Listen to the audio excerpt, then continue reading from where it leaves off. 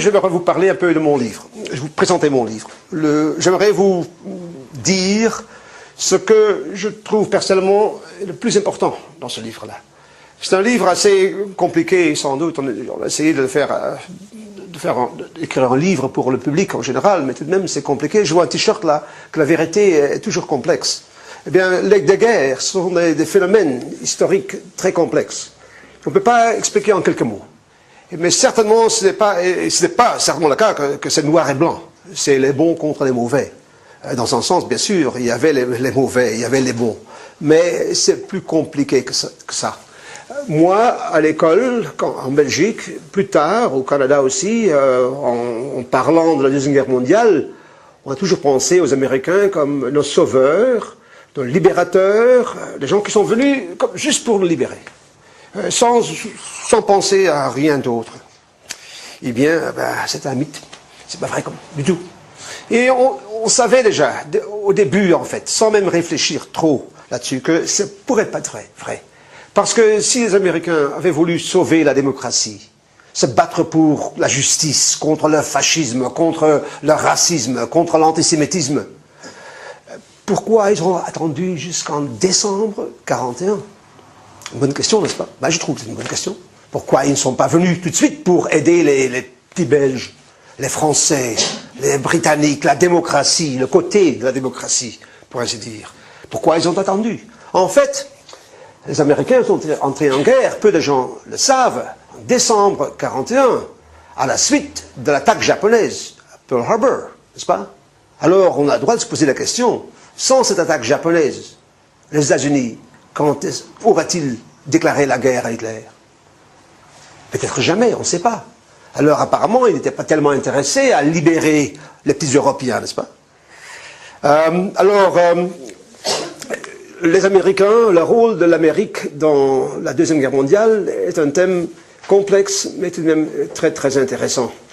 Et moi j'ai commencé à y réfléchir, à lire des livres là-dessus. À un moment donné, j'avais pensé d'écrire un article là-dessus.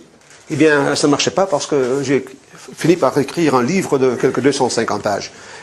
Toujours trop de pages en fait, ou pas assez selon le cas. Parce qu'il y a des gens qui me disent « Mais oui, mais vous ne parlez pas de ceci ou de cela ».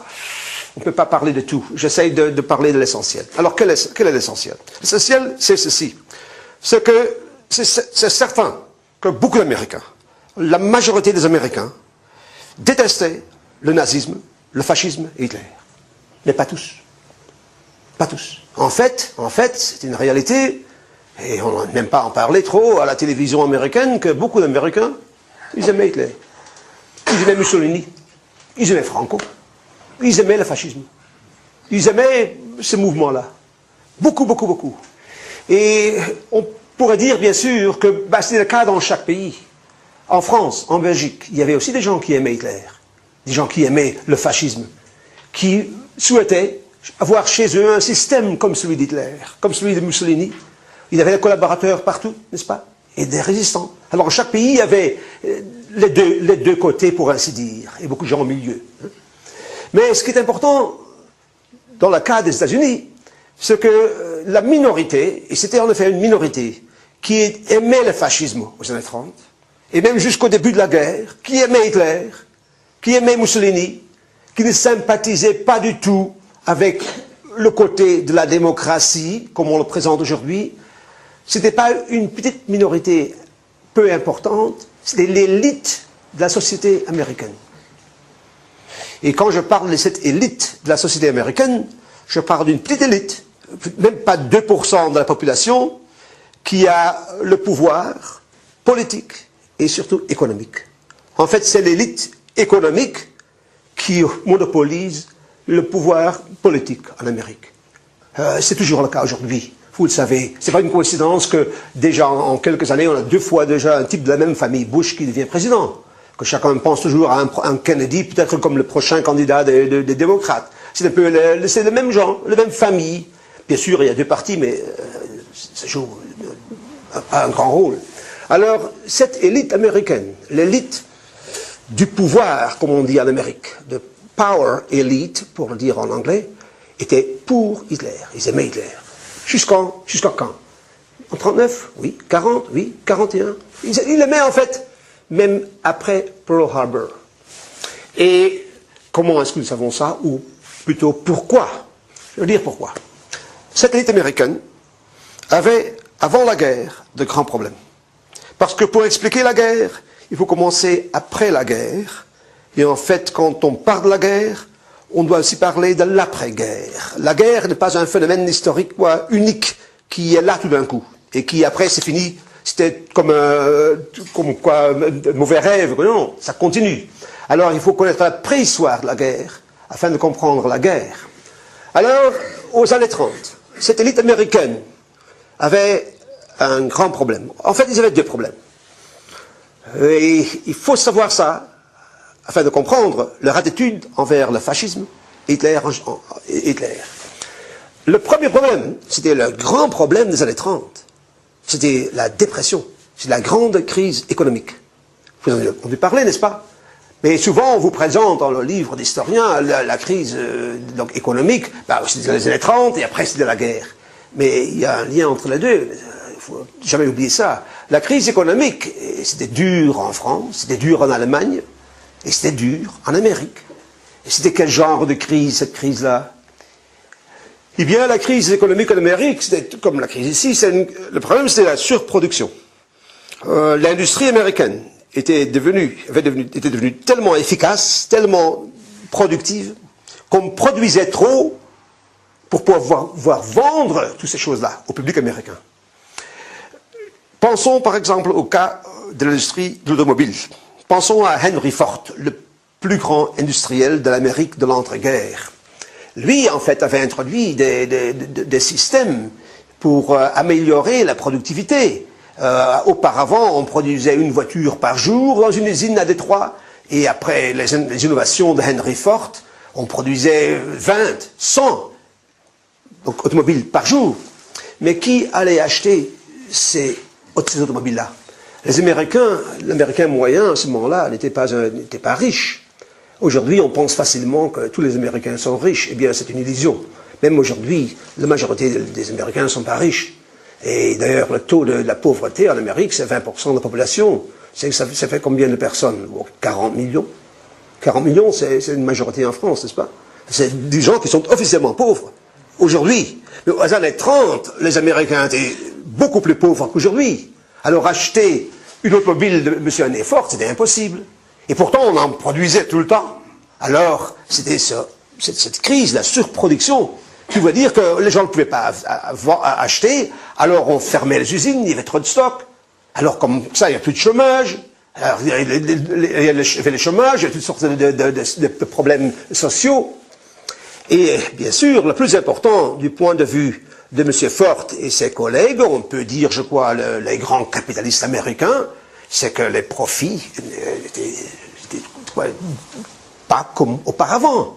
Ils ne devenaient pas pauvres, hein, ils avaient toujours leur belle villa, bien sûr, mais tout de même, ils ne gagnaient pas les sous qu'ils voulaient gagner. C'est un problème, un grand problème. Alors, comment résoudre cette crise économique? Comment trouver une solution pour cela?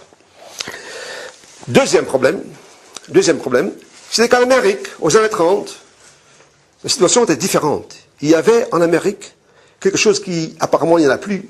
C'était des rouges. C'était des gens qui s'appelaient socialistes, anarchistes, communistes. Il y en avait beaucoup en Amérique. Impossible à croire aujourd'hui, mais c'est un fait historique. Après la révolution russe, il y avait en Amérique beaucoup de sympathie pour le bolchevisme, pour le communisme. Il y avait un parti communiste, il y avait un parti socialiste. Ils avaient un certain succès aux élections. Et eux proposaient une solution pour la crise dont je viens de parler. Quelle solution? Bien, une solution radicale. Un autre système. Un système comme dans l'Union soviétique. Est-ce que cette solution-là, c'était la solution voulue par M. Ford et ses copains? Eh bien sûr non. Eux, ils voulaient une solution de la crise au sein du système, sans changer le système même. Mais leur problème, c'est le deuxième problème. Le premier problème, on ne gagne pas assez de sous. Le deuxième, c'est qu'il y a de plus de gens en Amérique qui réclament une solution radicale, qui demande du changement radical et même du changement révolutionnaire, comme en Union soviétique. À cause de cela, bien sûr, on détestait, l'élite américaine détestait tout ce qui était gauchiste, socialiste, marxiste, surtout communiste. Et l'Union soviétique était perçue par cette élite-là comme la source d'inspiration, la source d'inspiration des rouges américains, des Américains rouges. On parle, les historiens américains parlent des années 30, des dirty 30s, les sales années 30, à cause de la crise économique. Et aussi, ils parlent des red 30s, les années 30 rouges, parce qu'il y avait tant de marxistes, socialistes, communistes, etc. Alors ça aussi, c'est un problème pour M. Ford et ses copains. Alors comment résoudre cette crise-là, résoudre ce problème-là? Eh bien, vers le milieu des années 30, petit à petit, l'élite américaine s'est aperçue, s'est rendue compte qu'il y avait tout de même une solution à leur goût. Mais plus tard, ils se sont aperçus qu'il y avait une autre solution, encore meilleure. Et je vais vous présenter ces deux solutions. La première solution s'appelait le fascisme. La deuxième solution s'appelait la guerre. Ok? Alors, il y a des gens qui disent, mais comment pouvez-vous dire que pour l'élite américaine, le fascisme, qui est même un phénomène européen, était perçu comme une solution pour les problèmes économiques et sociaux de l'élite américaine aux années 30, parce qu'il n'y avait pas de mouvement fasciste en Amérique. Eh bien là, la réponse est assez simple. Si, il y avait des mouvements fascistes en Amérique. Il y en avait. Et ils ont joué du support, ils ont été financés par ces grands capitalistes américains, comme ça avait été le cas en Italie et en Allemagne. Mais ce n'est pas nécessairement ça ce que je veux dire. Ce n'est pas comme si M. Ford et ses amis et ses collègues voulaient installer un système fasciste à Washington. Non, mais ils aimaient ce que Hitler et Mussolini avaient fait chez eux. Parce que, du point de vue de l'élite américaine, Hitler et Mussolini avaient résolu les deux problèmes qu'ils avaient chez eux, en Allemagne et l'Italie. Comment ça? Eh bien, ils avaient apparemment trouvé une solution pour la crise économique, et en créant de l'emploi, et en redémarrant l'industrie, et en annonçant les profits des grands capitalistes allemands et italiens, surtout par un programme de réarmement. En Allemagne, par exemple, Hitler est arrivé au pouvoir, et on sait que le chômage a diminué sous Hitler. Mais il y a beaucoup de gens qui pensent que c'est en construisant les autobahns, les autoroutes qu'il a fait ça. Mais non, il a surtout fait ça en exigeant, en demandant et en offrant aux industrialistes, aux industriels allemands, donc de préparer une guerre. Alors, Hitler, par exemple, Hitler n'était pas communiste, il n'a pas nationalisé ou étatisé l'industrie allemande, il a simplement dit aux types comme Krupp, alors produisez pour l'armée, on vous payera, et comme ça il y aura du travail pour tout le monde, et vous gagnerez beaucoup d'argent. Ça, cette idée-là, plaisait beaucoup à M. Henry Ford. Et la raison pour laquelle ils aimaient cette solution-là, est-ce que eux, les industriels américains, profitaient directement du programme de réarmement allemand. Comment ça? Les usines de Ford et de General Motors, ils se trouvent tout de même à Détroit, n'est-ce pas, et à Chicago. Oui, mais les gens ne savent pas qu'aux années 20 déjà, à la suite de la Première Guerre mondiale et des problèmes financiers de la France et de l'Allemagne au cadre des réparations allemandes, les Américains avaient investi beaucoup d'argent en Europe aux années 20, et surtout en Allemagne. Par exemple, en 1929, General Motors avait acheté 100% la plus grande usine d'automobile allemande Opel. Vous connaissez la marque Opel, n'est-ce pas? À Rüsselsheim, tout près de Francfort. Et dans la même année, Ford avait établi une très grande usine à Cologne, toujours là, au bord du Rhin. Il y a beaucoup de Ford ici en Europe, nous, les Canadiens, les Américains qui arrivent ici en France, en Europe, on voit que ce n'est pas le même modèle que chez nous, parce qu'en fait, c'est des modèles produits par Ford Europe en Allemagne.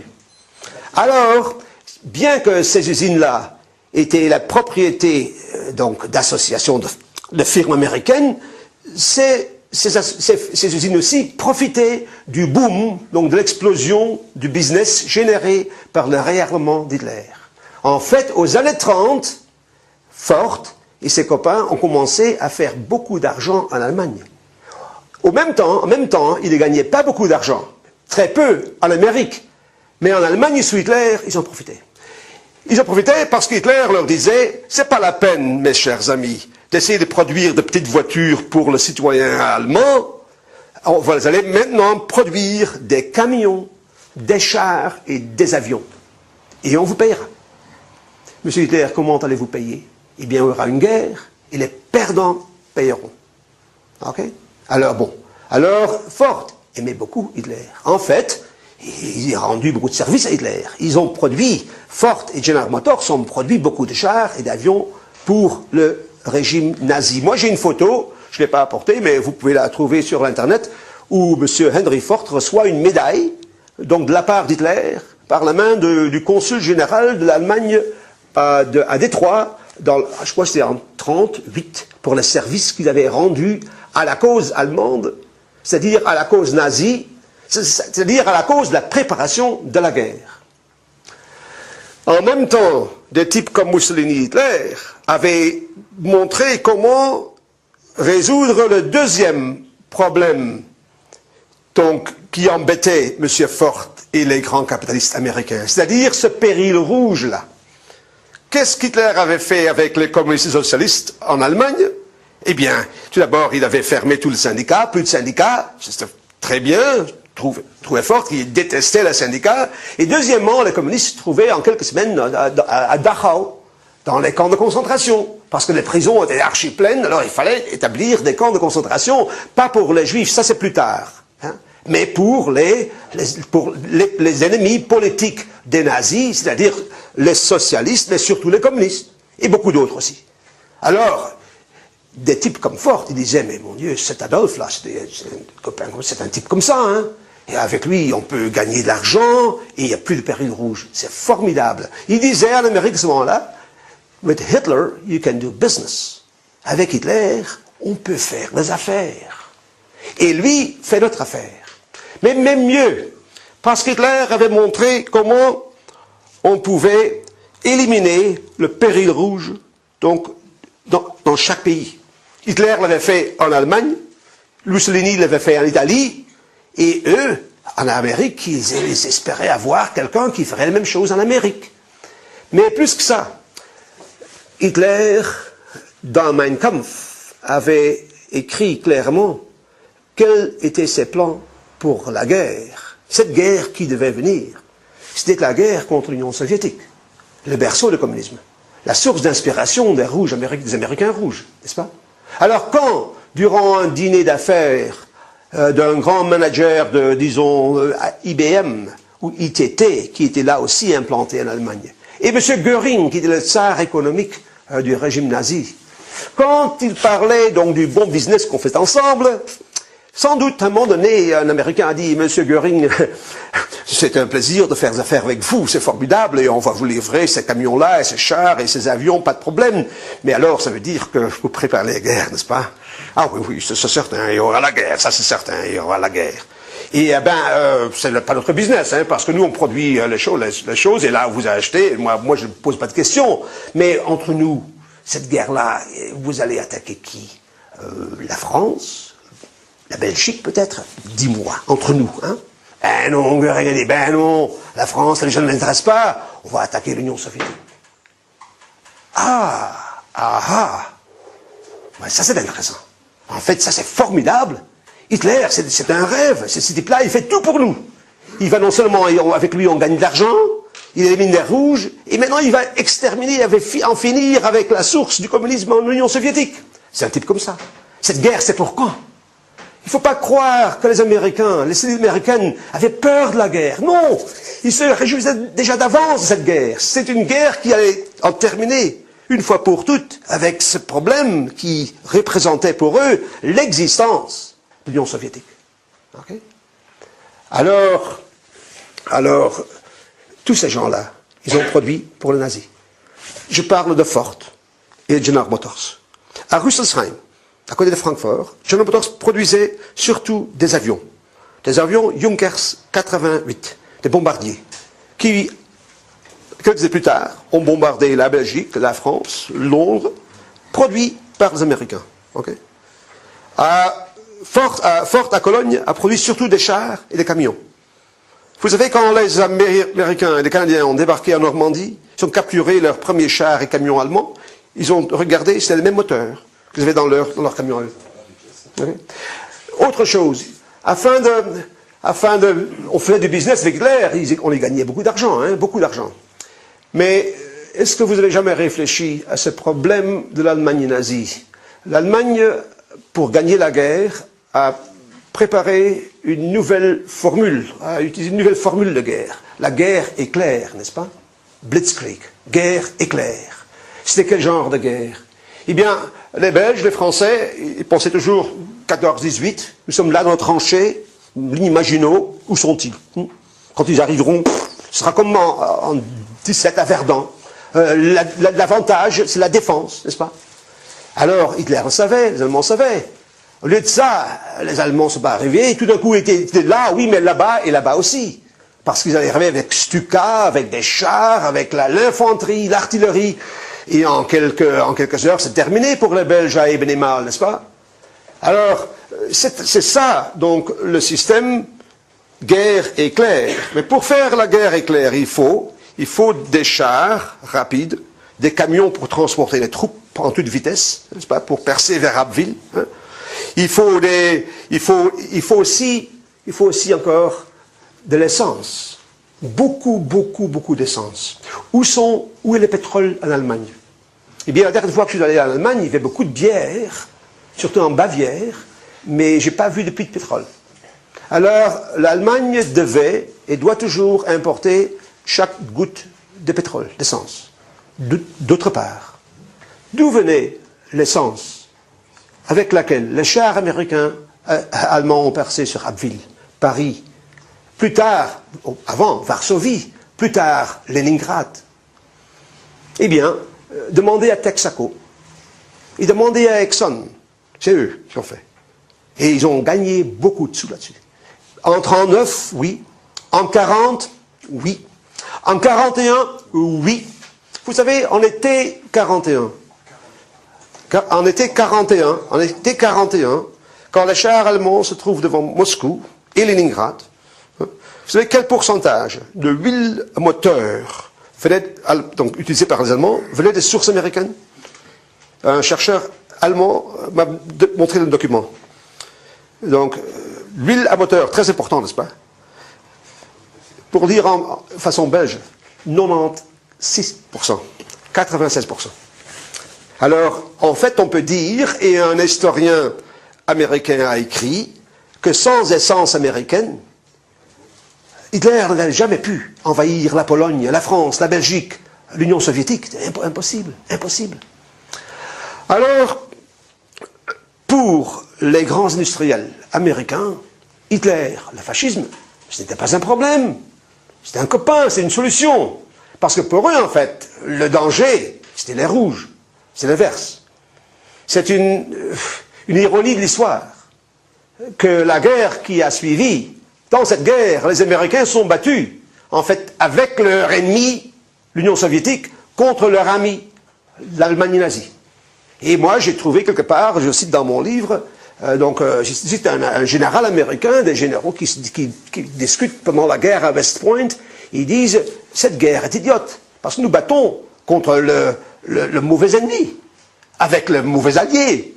Même pendant la guerre, les Américains, je parle des leaders américains, l'élite, ils détestaient l'Union soviétique. Ils n'avaient rien contre les nazis. Dans cette lumière-là, vous pouvez peut-être comprendre qu'après la guerre, les Américains ont protégé de grands criminels de guerre nazis, vous le savez, n'est-ce pas? Comme Barbie, Mengele, on leur a offert des passeports. Pourquoi? C'était des bons anticommunistes comme nous. Ils les ont protégés. Et tout ce qui est antifasciste, on l'a foutu en prison. Pas tous, mais beaucoup d'entre eux. On a parlé de Brecht, justement. Hein, on lui a causé des difficultés. Parce que les antifascistes, on n'aimait pas. Mais les fascistes, c'était les bons, n'est-ce pas? Von Braun, il a quand même fait... Von Braun était membre de la SS, ça c'est certain. Alors bon, on pourrait continuer un peu et dire, par exemple, aujourd'hui, on parle beaucoup de la façon dont les Américains sont supposés d'être entrés en guerre pour sauver les Juifs. Eh bien, c'était un mythe. Ce qui s'est passé, ce que Hitler faisait avec ces Juifs en Allemagne, c'était aucun intérêt pour les industriels américains. Et pourquoi? Ils étaient antisémites eux-mêmes. Peu de gens savent qu'aux années 20, Henry Ford lui-même a écrit un livre très antisémite qui a inspiré Hitler dans Mein Kampf. Et dans son bureau, Hitler avait une photo d'Henry Ford parce qu'il l'admirait beaucoup. Pourquoi? À cause de ses convictions antisémites. Le racisme, est-ce que c'est un problème que pour les Américains que Hitler était raciste? Ah ben non, ils étaient racistes eux-mêmes. Les Noirs en Amérique, où ils sont en 45, quoi? Ben, nulle part. Il n'y a pas après la guerre, quoi. Alors, on était racistes aux États-Unis, le fait qu'Hitler était raciste, pas de problème du tout. Alors bon, continuons un peu. C'est maintenant 1939, et la guerre éclate en Europe. À surprise, c'est pas la guerre qu'on avait attendue. Parce que Hitler n'attaque pas l'Union soviétique, non. Il a fallu ce pacte entre Hitler et Staline, c'est difficile à comprendre. Et maintenant, ils attaquent la Belgique et la France. Mon Dieu, c'est compliqué l'histoire, n'est-ce pas? Ouais, alors, est-ce que c'est un problème pour les industriels américains? Ça nous est égal. Ça nous est vraiment égal. En fait, le business est excellent. Parce que maintenant, la guerre commence. Hitler a encore besoin de pétrole. Alors ça arrive. Hein. Ça arrive par l'Espagne, par exemple. Hein. Par l'Espagne et Franco. Sans aide américaine, Franco n'aurait peut-être pas gagné la guerre civile en Espagne non plus. Hein. Mais il y avait des grands supporters en Amérique, comme Mussolini et Hitler. Il était adoré par les élites américaines. Mais bon, alors c'est une guerre différente de ce qu'on avait pensé. Mais bon, alors la guerre contre l'Union soviétique, ça viendra encore plus tard peut-être. Mais entre-temps, on profite beaucoup de ça. Hein. On profite beaucoup. Les investissements américains en Allemagne, avant l'arrivée au pouvoir d'Hitler, ils ne gagnaient pas beaucoup d'argent. Aux années 30, ça commençait. Et en 39, en 40, ils ont gagné beaucoup d'argent. Mais bien sûr, à un moment donné, Hitler a déclaré la guerre aux États-Unis. Je répète, Hitler a déclaré la guerre aux États-Unis, pas l'inverse. Beaucoup de gens croient que Hitler a déclaré, que les États-Unis ont déclaré la guerre à l'Allemagne. Mais non, c'est pas vrai. C'est Hitler qui l'a fait. Et pourquoi il l'a fait, c'est autre histoire. J'en parle dans mon livre. Si ça vous intéresse, je vous laisse sur votre faim. Vous devez acheter mon livre pour savoir. Ou peut-être vous pouvez me poser la question après la présentation. Mais alors, Hitler a déclaré la guerre aux États-Unis. Et il y a des gens, des fois, quand on parle de cela, du fait que des grandes associations, firmes américaines, avaient des investissements en Allemagne, d'abord, on n'en parle pas normalement, hein, on n'en parle pas du tout. Hein, c'est un sujet tabou. Hein, mais si vous demandiez, par exemple, à un directeur de Ford à Détroit, est-ce que c'est vrai que vous aviez des investissements en Allemagne avant la guerre?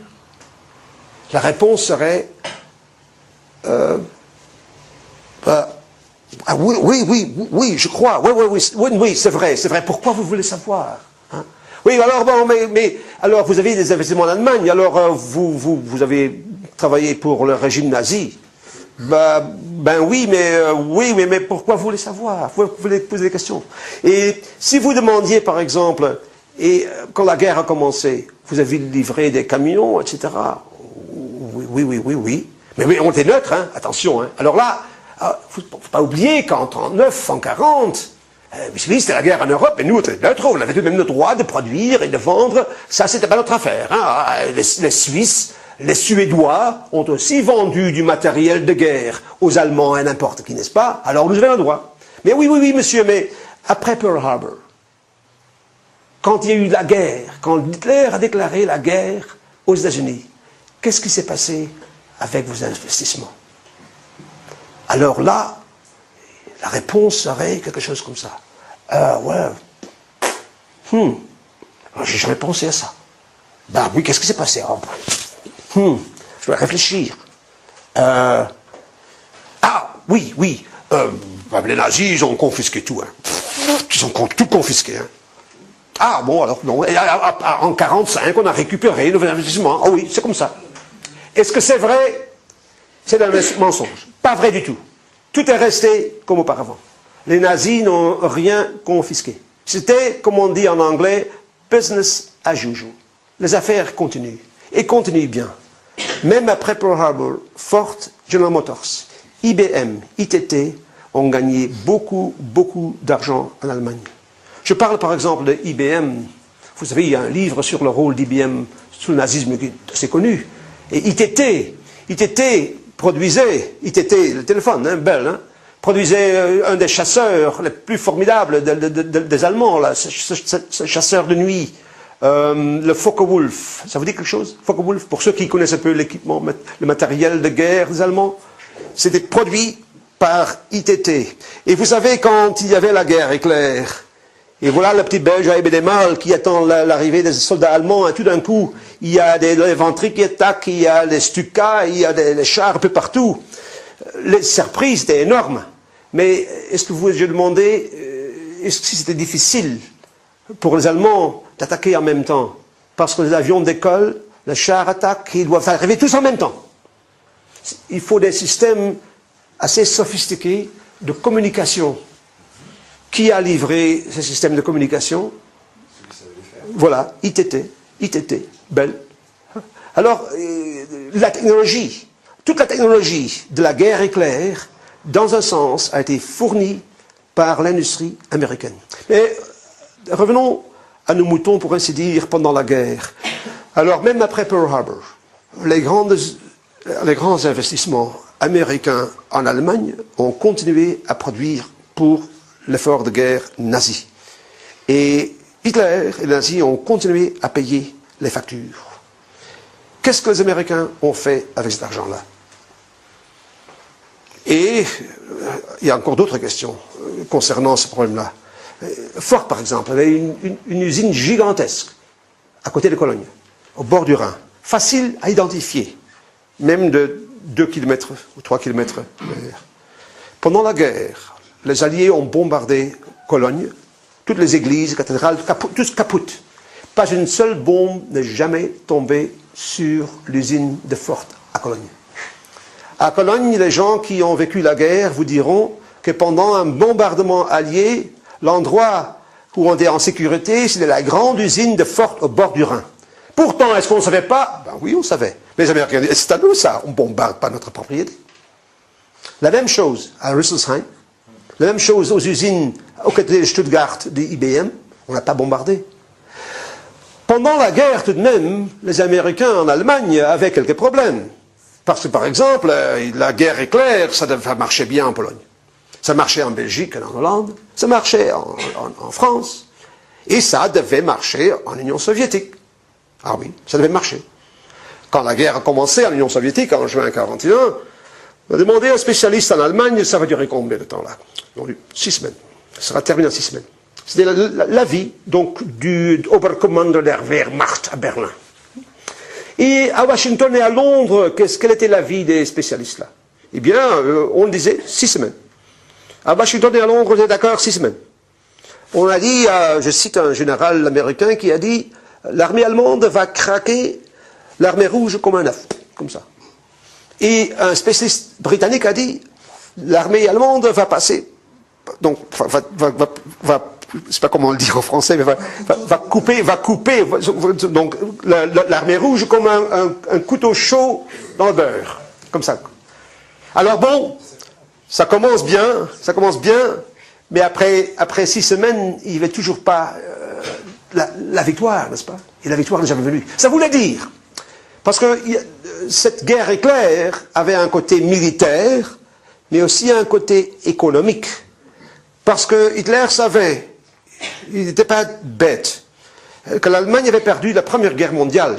pas à cause d'une infériorité militaire, mais à cause de cet encerclement par les Alliés et le manque de ressources telles le pétrole, etc. En fin de compte, les Allemands n'avaient plus rien en 18. Du point de vue militaire, c'était toujours très fort. Ils ont encore lancé une offensive gigantesque au printemps 18, vous le savez. Ils ont en fait, pour ainsi dire, arraché la défaite de la gueule de la victoire. Pour traduire l'image, quoi, métaphore anglaise. Alors Hitler savait que pour gagner une guerre, l'Allemagne devait gagner vite. Parce qu'une guerre prolongée, l'Allemagne ne pouvait pas gagner. Tandis que les amis de l'Allemagne, l'Union soviétique, les Britanniques, les Américains avaient des ressources partout au monde. Alors, victoire rapide ou défaite. Victoire rapide ou défaite. La victoire rapide vous permettra aussi de mettre la main sur les ressources des pays qui sont conquis, n'est-ce pas? Et bien sûr, ici, le grand prix aurait été l'Union soviétique. Parce que là, il y a le pétrole de Bakou et de la Tchétchénie. C'est pas une coïncidence que c'est là qu'il y a des problèmes aujourd'hui, parce qu'il y a l'huile et le pétrole dans l'air quand on parle de ça, n'est-ce pas? Comme le Moyen-Orient en général. Hein? Alors, l'idée de la guerre éclair était de battre l'Union soviétique, donc de mettre la main sur les richesses de l'Union soviétique, et après 6 semaines, les travailleurs allemands pouvaient rentrer chez eux pour aller travailler chez Ford, etc. Mais non, ils ont dû rester. Ils sont restés en Allemagne. Alors, un grand problème pour les industriels américains en Allemagne, ainsi comme pour les industriels allemands, c'est le manque de main-d'œuvre. Alors, quelle était la solution des Allemands? Esclaves. Esclaves. Des déportés. Ouvriers de la France, de la Belgique, de l'Ukraine, de n'importe où. Et en fait aussi, oui, tous ces camps de concentration. Les gens, on a tué des gens tout de suite, mais la majorité, ils ont dû travailler de jour et nuit. Et ben, mais si on n'avait plus, quand on tombait mort, pas de problème, il y en a d'autres qui arrivent. C'est pas une coïncidence qu'il y avait toutes sortes de grandes usines allemandes et aussi américaines, à côté d'Auschwitz, de Dachau, de Mauthausen. C'était pour exploiter la main-d'œuvre de ces gens-là. On sait que pour Siemens, Mercedes, Volkswagen, ils ont profité de ces systèmes d'esclavagisme, on dit en français, je crois, hein, des nazis. Est-ce que, par hasard, les usines américaines en Allemagne, pendant la guerre, ont utilisé des esclaves? Absolument. Absolument. Absolument. Mais même des prisonniers de Buchenwald ont travaillé pour Ford. Et Ford leur a payé combien? 0. La bouffe était bonne dans la cantine? Non. Le taux de mortalité était élevé? Ah oui. Mais pas de problème, hein, pas de problème, parce qu'il y avait de l'ordre, il n'y avait pas de syndicat, il y avait la SS pour garder un œil sur vos ouvriers. Système formidable. Comme ça, les profits réalisés par Ford et General Motors pendant la guerre en Allemagne ont encore augmenté. Alors, qu'est-ce qu'ils ont fait avec cet argent-là? Eh bien, ils ont acheté beaucoup d'autres, ils ont investi encore plus en Allemagne pendant la guerre, encore plus. Le stock d'investissement américain en Allemagne était plus grand en 1945 qu'en 1939. Et quand on commençait à parler après la guerre des réparations allemandes aux victimes des nazis, alors des réparations allemandes par exemple à l'Union soviétique, comme après la Première Guerre mondiale, des réparations pour la France et la Belgique, et on a dit, oui, on va faire, d'accord, à Yalta, Téhéran, oui, certainement, les Allemands vont payer, pas de problème. Mais tout d'un coup, il y a eu un coup de fil de Détroit, à la Maison Blanche. Idiot. Idiot. Quoi? Qu'est-ce que vous voulez dire, monsieur? Vous êtes des idiots, là. Pourquoi?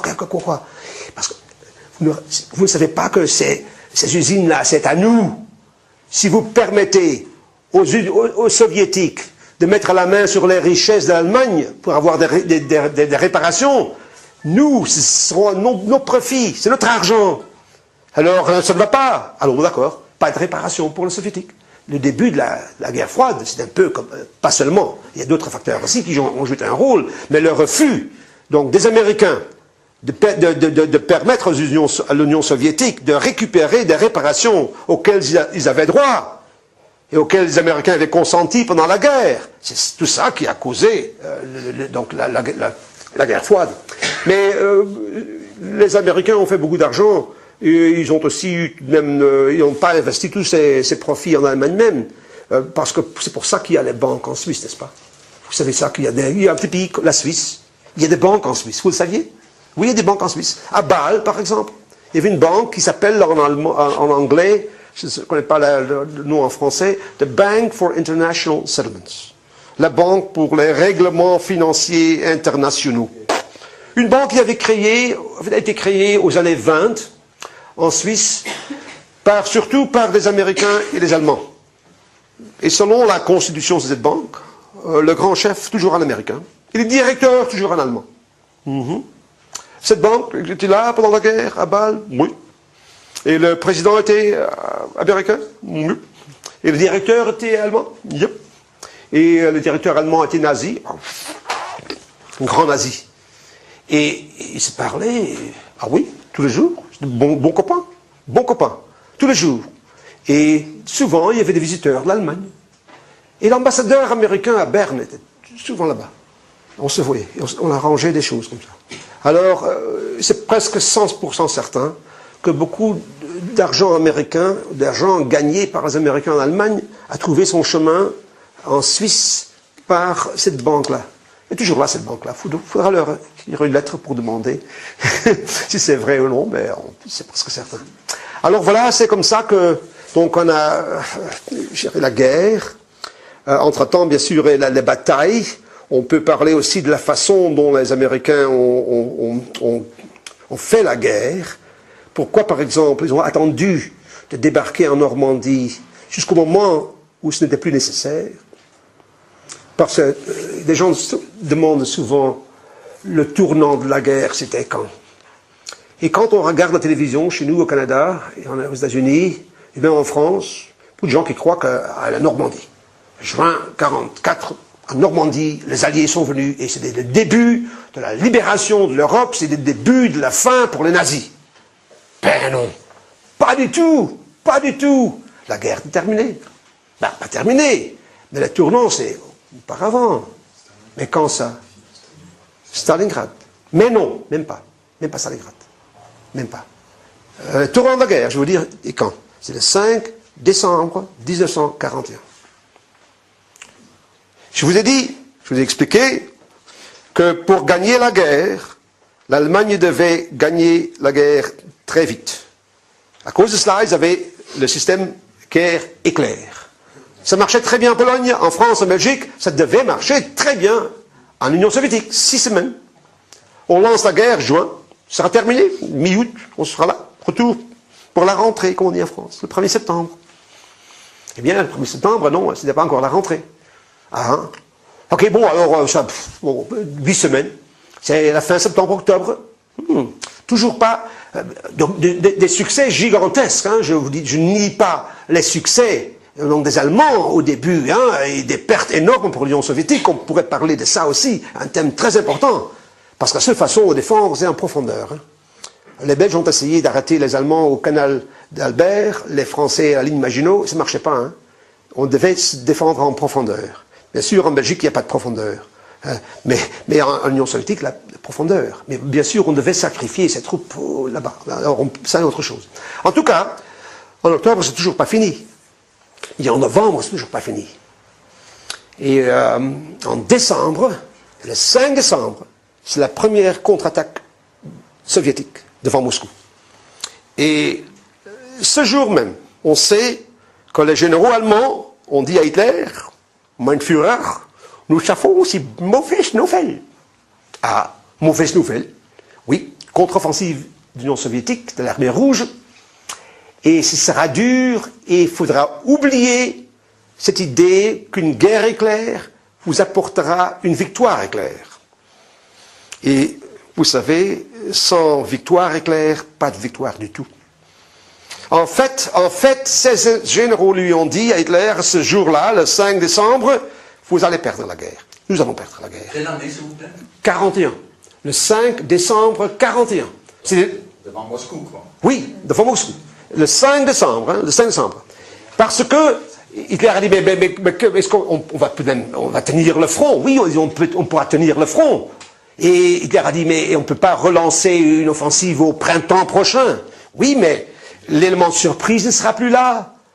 Les stocks de pétrole commencent à ont disparu, et ce sera plus difficile, alors tout sera du plus difficile, et on a eu des pertes gigantesques, les soviétiques aussi, mais eux, ils ont encore des réserves que nous n'avons pas. Et entre-temps, il y a toujours cette guerre contre les Britanniques, hein, pas encore contre les Américains. Alors, ce jour-là, Hitler a compris que l'échec donc de la politique, pour ainsi dire, de la guerre éclair, voulait dire qu'il allait perdre la guerre. Mais personne ne le savait. C'est pour ça que beaucoup de gens croient que c'était Stalingrad le tournant de la guerre. Non, parce que là, Stalingrad, tout le monde a su. Après Stalingrad, tout le monde savait l'Allemagne va perdre la guerre. Mais Hitler le savait déjà un an auparavant. Alors, c'est le 5 décembre. Hitler est là. C'est merde, en allemand. Qu'est-ce que je vais faire?